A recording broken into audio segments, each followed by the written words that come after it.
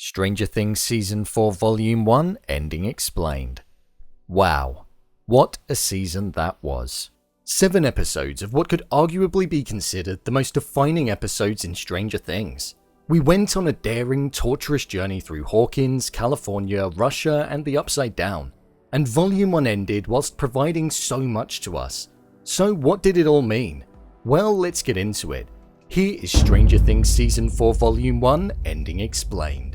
Just to let you know, this video will contain spoilers. Volume 1 of Season 4 picked up precisely around 1 year after the events that occurred in Season 3. We had the group in Hawkins, Eleven and the buyers in California keeping on the down low, and Hopper being held in Russia. The first main revelation that we had in this season was of how Hopper managed to survive the events that occurred at the end of Season 3. We saw that when the explosion happened in the lab at the end of Season 3, where we were initially led to believe that he was killed, he managed to jump off into a safe zone, seek cover, and then once trying to escape, he ended up being captured by some Russian guards and then taken to a Russian prison.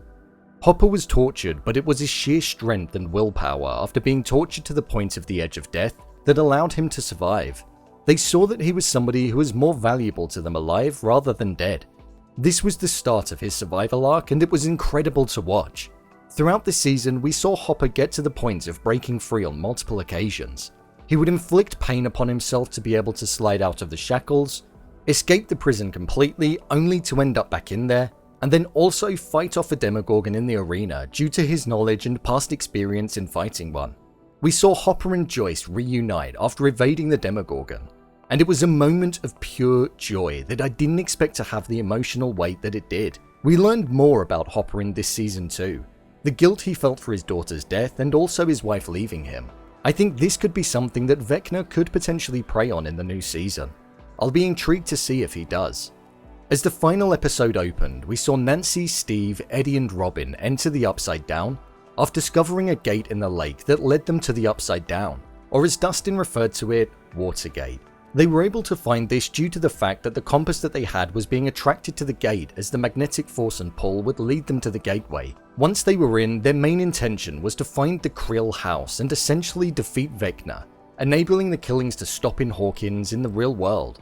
Upon entering the Upside Down, the group soon realized that the world that they were stuck in was stuck in the past, and they were on the day that Will first entered the Upside Down back in Season 1. It felt quite fitting, the fact that the final episode was in the Upside Down in the time that they were first introduced to it. There was no real significant meaning as to why, but I think that might come to fruition in the second volume. Whilst they were inside the Upside Down, we had Dustin, Lucas, Max, and Erica working out what all of this could possibly mean. Why was Vecna killing all of the people, and how does the Mind Flayer tie into all of this? And whilst they had their theories, it turned out that one was in fact wrong, as we saw later on in the episode. They believed that the Demogorgons were foot soldiers and Vecna was the general who held all of the power in creating gates into reality, which was technically true. It turned out that all of the sites where Vecna's murders would occur, they would then essentially create a gateway into the Upside Down.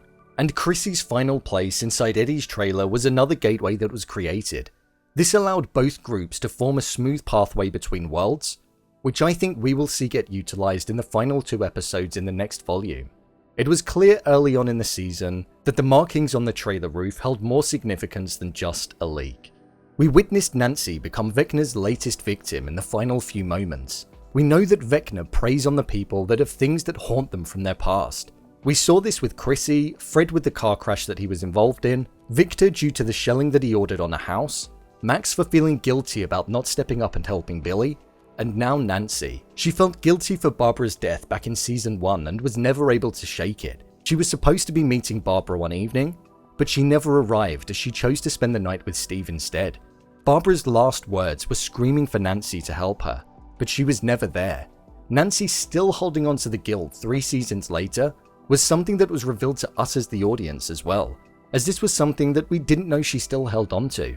After this, she then appeared to be trapped in the Upside Down, cast under Vecna's hold, while Steve was shaking her, trying to get her out of the spell. We know that listening to your favorite song can be a way out, as we saw with Victor and also Max. but it doesn't seem like she's got one nearby, so she may fall victim to Vecna early on in the new volume. Nancy, whilst in this state, got the origin of Vecna, and who he was as an individual, which we saw colliding with 11 scenes. If Nancy does make it out of the living nightmare state, then she will hold all of the information to relate to the group. They've now also created the gateway and pathway into the Upside Down, where they'll likely utilize it in the final 2 episodes. The scenes with 11 in the facility were where we got the real revelations during the ending. Throughout the entirety of this season, we were led to believe that she was the one that caused the massacre of the Hawkins lab. The season opened with it, and we had flashbacks of it all throughout the 7 episodes.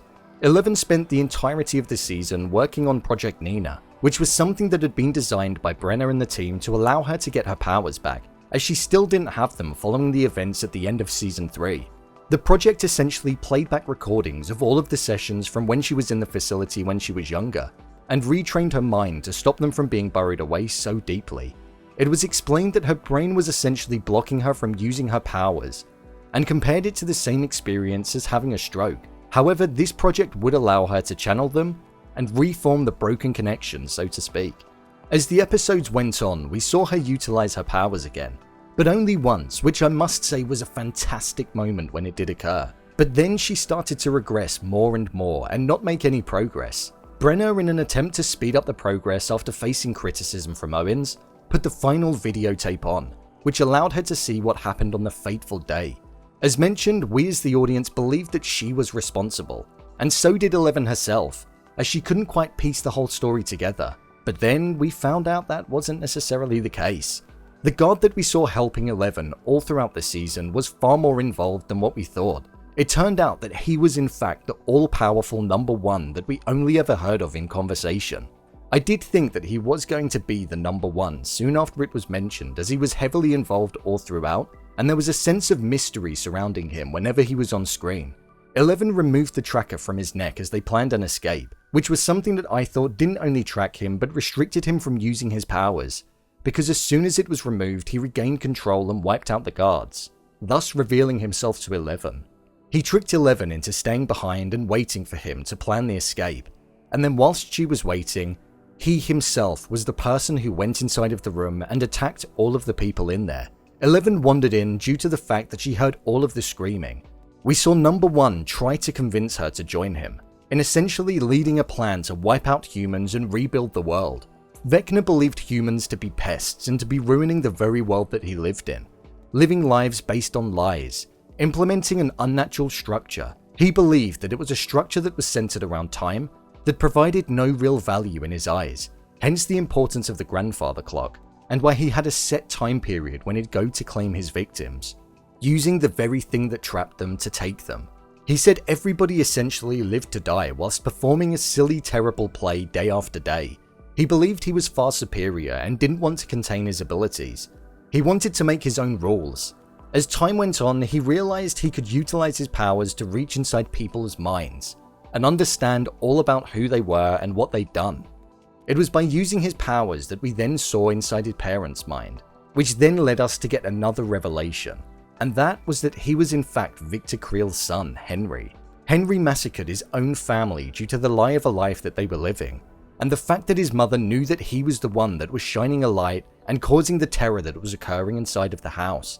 She wanted to lock him away. He believed that the Creels were not good, innocent people that they made themselves out to be, and this was something that angered Henry. He believed that they should be punished for it. It was here where we started to join the dots together and realized that these were the same motives and morals that Vecna held. 11 declined his offer to join him as she didn't believe in it, and we saw an epic battle commence between the pair. As it looked like 11 was going to lose, we then saw that she channeled the inner thought of a sad memory that can also make you angry, that we heard spoken of all throughout the show, and in 11's mind, that was her being taken away from her mother. She used all of that emotion and showed just how powerful she actually was, pushing number 1 into the wall, disintegrating him, and thus opening a gate and creating the Upside Down. 11 didn't open the gate to the Upside Down. I believe that she created it, and she was the very thing that caused Vecna to exist. As number 1 was falling into the Upside Down, we saw him transform into Vecna, and the number 1 then revealed itself on his arm, confirming the identity before the episode faded to black. allowing Vecna to live on in his world that he so desired to be a part of. However, Vecna still wants to fix the world that he originally came from, stalking, hunting, and seeking out his prey, the people who have done wrong and caused suffering of others, as we saw him do all throughout the season.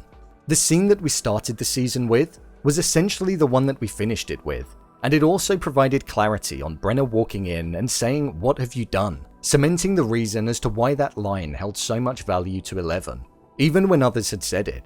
Whilst this was going on, we had Mike, Will, Argyle and Jonathan all trying to find and locate Eleven. This arc felt like it contributed the least, to be honest, but I think as we embark on the second part of the final season, we'll see them be the very thing that bridges Eleven and Hawkins and the Upside Down. It's going to be an interesting one when we jump back into it in July for the final 2 episodes.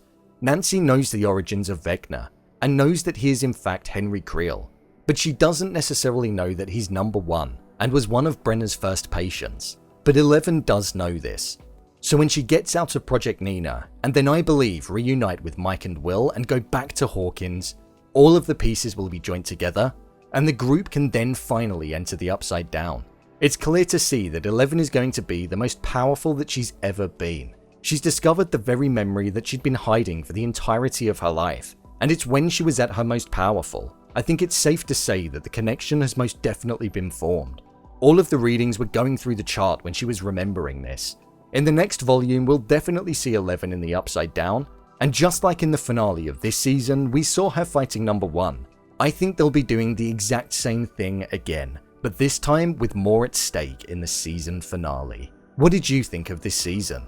Leave a comment down below, and don't forget to subscribe. I'll see you next time.